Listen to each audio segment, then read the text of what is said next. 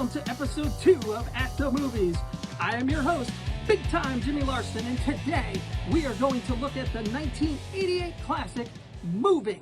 Moving is one of my favorite movies of all time, and it stars Richard Pryor as a transit engineer living in New Jersey with his family, with his wife, his daughter, and his 2 twin boys, Marshall and Randy. And of course their dog as well. Let's not forget about Flipper. That looks like me on some mornings. So Arlo Appert, in this movie, he goes to his job and he gets fired. He's told, you're done. We've hired somebody else, which happens in a comedic fashion that I will not ruin for you. But he gets so mad when he finds out he's fired that he yells at his boss and ultimately tells his boss off, and then he flips him the index finger.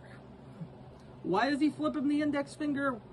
Because somehow Arlo was so mad he flipped him the wrong finger. Yeah. You ever been that mad? I'm so mad at you. You know what? I don't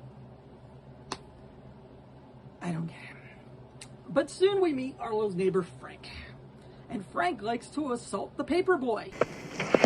I said on the porch! You know, why is everyone always so mean to paper boys? I mean... And of course, don't even get me started on this.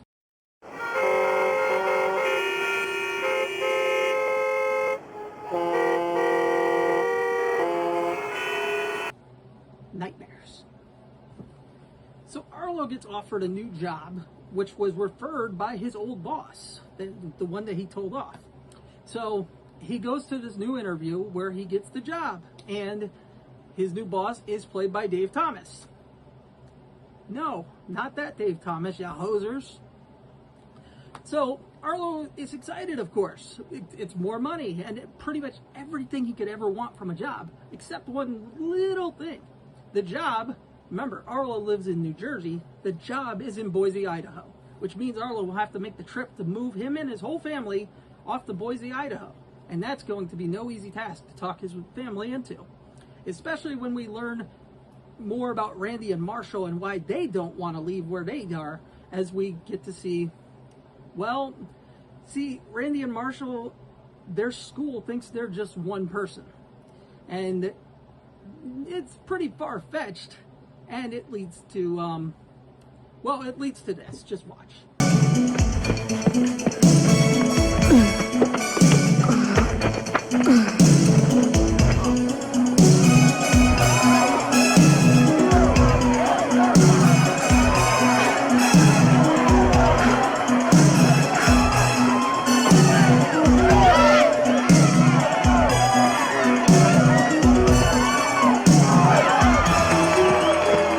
I can't believe you're leaving me.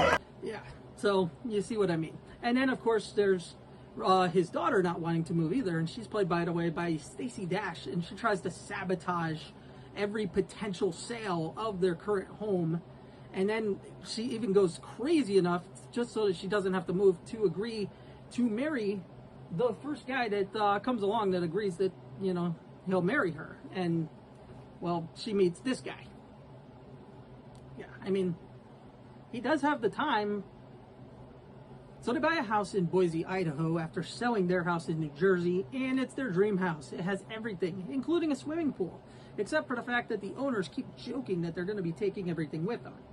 So they go to the bank to get a loan so they can afford the house, and they get approved for loan by the bank manager, played by Rodney Dangerfield, as seen here. But we've never had any problem with credit. Oh, don't get me wrong. I trust you. We trust all our customers. Why, this bank was built on trust. Here, sign here.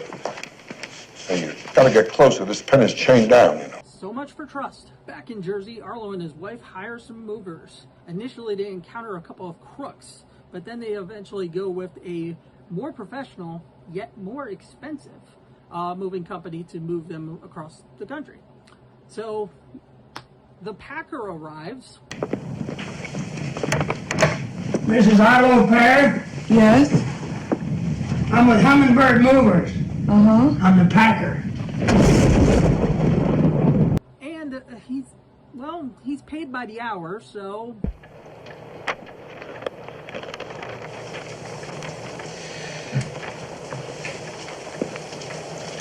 You don't have to wrap each one of those individually. Oh, it's no problem. Arlo. And then moving day arrives, and oh no, what's this? The crooks are here. Why? Because they now work for the more professional company. And Arlo is not happy, as you can imagine, and he refuses to hire them until he meets their third partner. That's right, wrestling fans, that's King Kong Bundy. Arlo hires a responsible-looking young man, Brad, played by Dana Carvey, to drive his turbo Saab all the way across country to Idaho. Brad, though, however, on the trip, Arlo learns that Brad actually suffers from multiple personality disorder and has an amazing 8 personalities. And he actually completed 3 different grade schools simultaneously. I think, though, they forgot about one personality. So the family arrives in Boise, Idaho, and they arrive at the dream house. And the previous owners, they weren't joking. They really did take everything with them. I mean, just look at this. I mean, they took everything except for the kitchen sink. What? What's that? They took that too? Kitchen! The kitchen! Where's the kitchen? They took the goddamn kitchen! Savage. So Brad arrives, and well, it's not Brad. I mean, it is and it isn't, because it's one of his multiple personalities. He arrives with the car, and that beautiful Saab that once looked like this, it now looks like this. Yeah. And Arlo is not happy. So Arlo starts telling Brad off and just going absolutely berserk, asking, what happened to my car? Did my car go through a war zone? What happened? And then Brad tells him all this different stuff about how he lent the car out to other people and all. And Arlo finally calms Brad down with his teddy bear, as seen in my thumbnail, well, somewhat. And then Brad finally, Arlo tells him, get out of my face right now, or I'm going to kill you and all crazy 8 of you.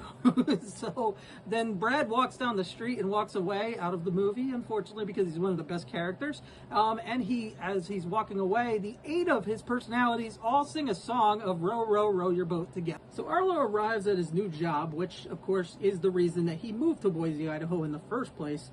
But when he arrives, it's not the dream job he thought it was. Nope.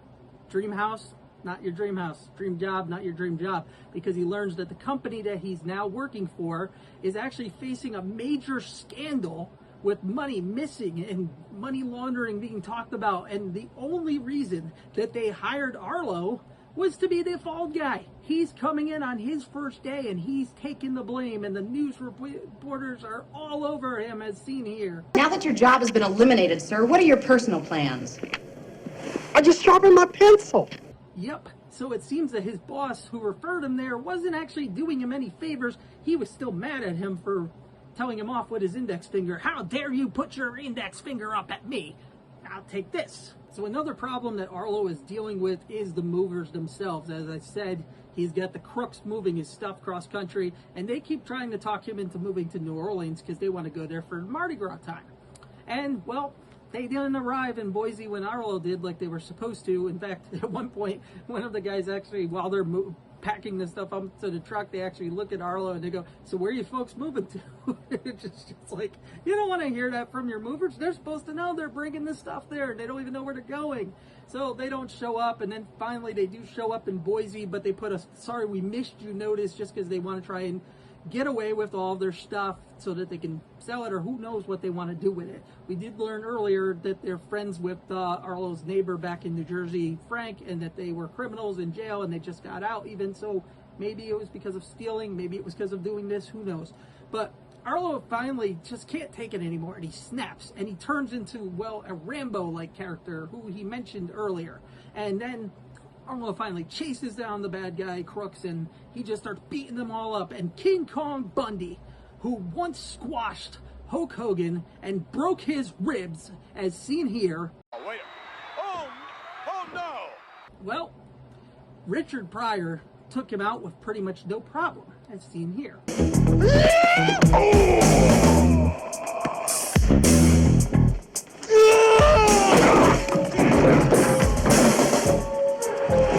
Take that, Hogan. And who knows? I mean, Richard Pryor took out Bundy and Hogan couldn't. Maybe this is why Hogan hates people named Richard. A front chin lock. How about it, T? Keep him like that for a little while.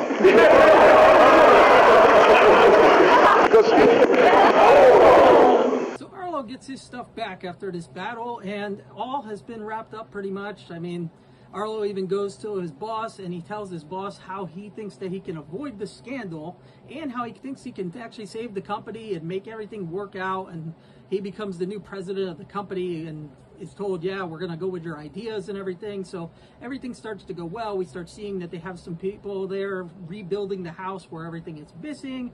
Arlo's daughter, she decided that she was going to stay in New Jersey, and now she shows up, and it's like, okay, she's here now, and everything's wrapped up. And then we actually learned a little earlier even that Arlo's new neighbor happens to be the twin brother of Frank, also played by Randy Quaid, and he is just as much of a bully to Arlo as Frank was. But now Arlo, because now he's got all this confidence after beating up these guys and just going ballistic on everybody, he walks over next to him and he just tells off this guy and tells him, I'm not going to have any of this, and then not backing down. And then Flipper finally wakes up, and then Flipper comes to Arlo's aid, and the two of them together, the guy's like, no, I don't want any trouble. Hey, you and me, neighbor, we're going to get along just fine. And Arlo gives him his pointer finger just for good measure.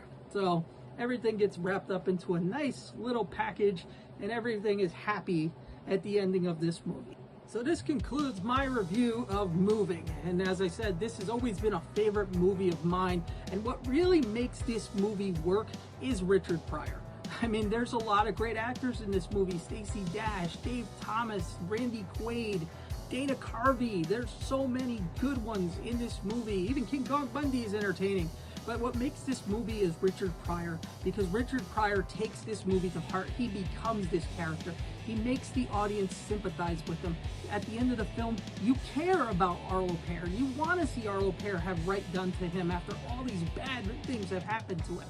So that is why this movie is so good, and I highly recommend it to everyone. It is rated R for some language and some adult content, so it's not for the young kids. I mean, I watched it as a young kid, but that's my review of this. I hope that you have enjoyed this review. I hope that it's entertaining for you. We're going to have a lot more reviews coming in the near future. So for now, I'm Big Time Jimmy Larson, and thanks for watching.